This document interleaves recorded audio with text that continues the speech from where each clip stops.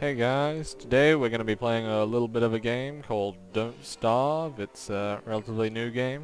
It's still in beta period on Steam, but if you buy it you can play the beta with updates, as you can see in the lower left there, every so often, much like Minecraft, both in how it's been released and also in the type of game it is. It's a survival game. You go in, you try to gather supplies for the world and build up your little empire and try to fend off monsters. A bit different to Minecraft though, not first person. You take a bit more of a third person perspective, top down on the world, and you're not able to alter the terrain in any way. You're not able to break dirt away. You're just able to interact with certain objects, sort of like Minecraft point and click. Anyway, it's been played by a few big YouTubers that have given it a shot, and I figured I might try to get something done for it. So I'll be making a new world, new game. I have played it a bit, so I don't completely stuff things up. Use the default method for now. Here you can see there's a couple of characters you can play as. Wilson here is your default, so I'll be playing as him at the start. You can unlock some other characters. I've unlocked one, but you unlock them by playing. It's not really that important. You're able to change in-game, like you're not stuck with this character for the whole thing. At the moment there is an item you can craft that'll allow you to change at will. Wilson here is a little, each character has their own little starting thing that allows them to do different things, and Wilson's is he grows a magnificent beard, which really isn't that important at the moment, but will be. So for now we'll just be playing through the first day. I'll doing it day by day. First couple of days will probably be just talking about random stuff, random information about the world, little tips on how to survive. Not really very charming, but anyway, we come into this nicely, very stylistic world, very nice looking. You see we got, very lucky, a berry bush and a stone over there, which is early start. Stuff you're gonna do here, you can pick up all sorts of items. You got flint, seeds, which are dropped by birds when they run away, rabbits there, trees, flowers, which you can pick, and the petals you can use to heal. So to start off, I'm just gonna start grabbing some supplies here. A lot of food mainly, berries and carrots, which you can also use to catch those rabbits easily by making traps, which you can build over here. But anyway, your base tools will be flint and saplings to make tools, grass to make some other stuff. Got plenty of rocks here, which will be very useful for other things. I'm gonna just, first thing you really want to do is get some flint and saplings, and just maybe break some rocks if you can find them. If not, you want to smash some trees up. But rocks are very useful because they allow you to, oh yeah, you can also rotate the camera there to get things that are behind other objects. Very useful to the game. You know, with the perspective, it could get really annoying if you get something really valuable and it's just stuck behind that little bit of grass, but nope, it's good.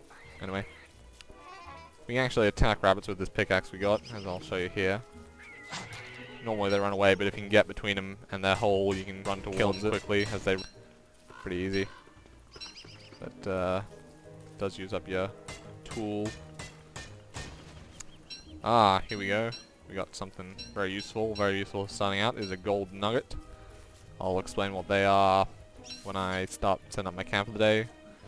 But for now I just want to be able to pick up a bunch of grass and get some seeds. Maybe find some more food, because I've only got a little bit. Not nearly enough. As you can see on the right there, we have a hunger bar, which will go down whenever I do something and just by sitting around. We also got a health bar and a daytime. Health bar shouldn't be much of a problem as long as you don't go around doing anything stupid early on. Nothing's really all that aggressive to you during the day. One thing you do want to watch out for is these things, the spider nests. They're pretty obvious to spot, but you don't want to stick around them at night because the spiders come out, or when you attack them also, spiders will pop out at you, obviously, but yeah, want to be careful of that if you ever do find one of them. I probably won't find one on the first day, as I'm just really just running around blindly, and they're relatively rare, so shouldn't be a problem.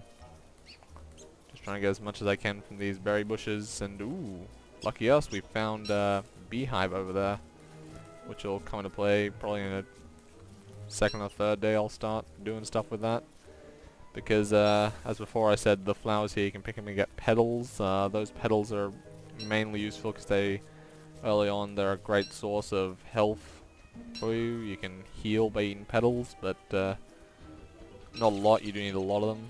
They are plentiful though, so that really... Anyway, there we have another thing, a turkey. It, like the chicken, will run away and it can't really be tracked. You know, can't really take it out at the moment. It's really annoying though, because if it is around, it will just find berry bushes in the vicinity and eat them. You really want to worry about that, because that's just food that you'll never get. And first couple of days, you really want to just be grabbing as much food as possible, much berries, carrots, and morsels. My hunger bar is starting to go down there, you can see. I haven't really eaten any of my food yet though, and there's a reason for that. I'll just open the map here, see where I am, and try and remember where that beehive was, because I want to keep track of that. Anyway, you got a beehive here. You do want to be careful. There are bees that will attack you if you go after it.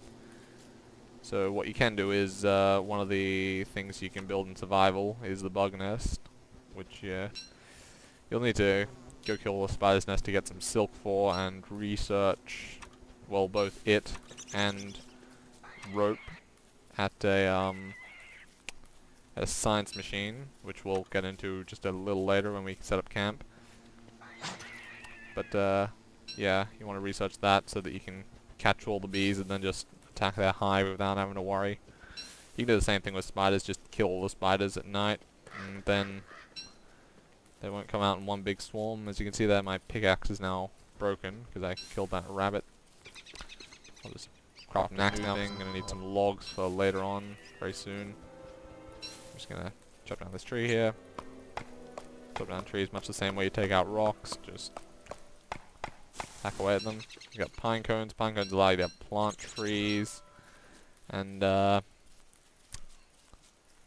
yeah, that's pretty useful when you're setting up any little like base you want to set up, so that you can have a constant supply of logs ready to go.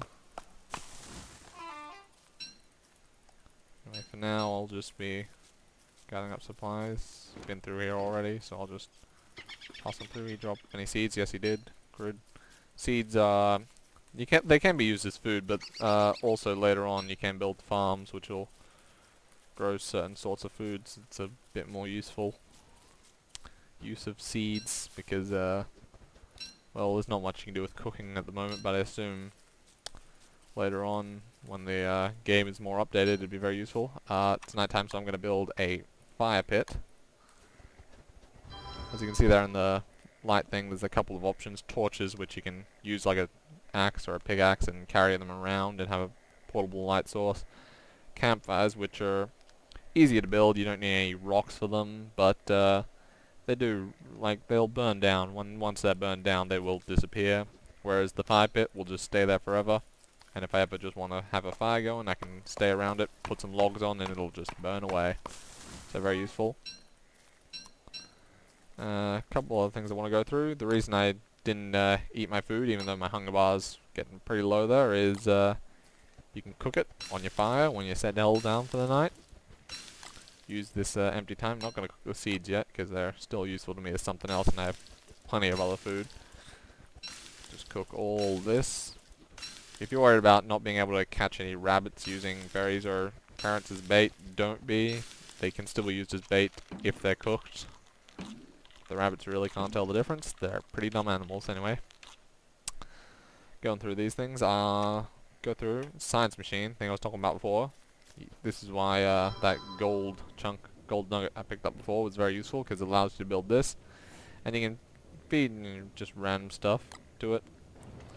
It'll give you research points up the top here. Each bit of research point you can spend to upgrade new stuff. I've already spent a bit to unlock some stuff, and it does across all your characters, so you don't really need to worry about that. It just sticks like that. Anyway, so that's about it for day one.